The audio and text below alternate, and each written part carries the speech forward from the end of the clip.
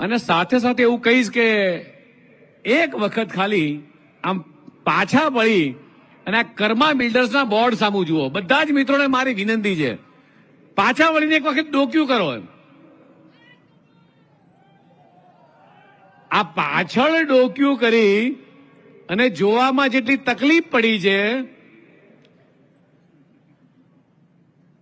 એટલી જ તકલીફ વર્ષો સુધી કોંગ્રેસને સરદાર સાહેબનું નામ લેતા પડી અને દેશના યશસ્વી પ્રધાનમંત્રી માનનીય મોદી સાહેબે માત્ર ગુજરાત નહીં, ભારત નહીં, પણ સમગ્ર વિશ્વની સૌથી મોટું સ્ટેચ્યુ એટલે આપણા સરદાર સાહેબનું 140 કરોડ ભારતીયોને ભેટ આપ્યું છે.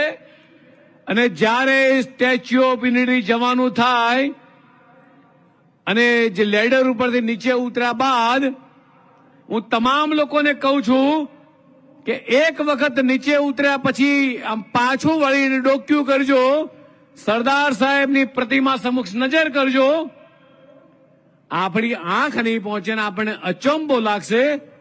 આટલું મોટું વિરાટ સ્ટેચ્યુ આપણા સરદાર સાહેબનું, આટલું મોટું સન્માન એ દેશના યશસ્વી પ્રધાનમંત્રી માન્ય મિત્રો મોદી સાહેબે આપ્યું છે. આ નાની ઘટના નથી.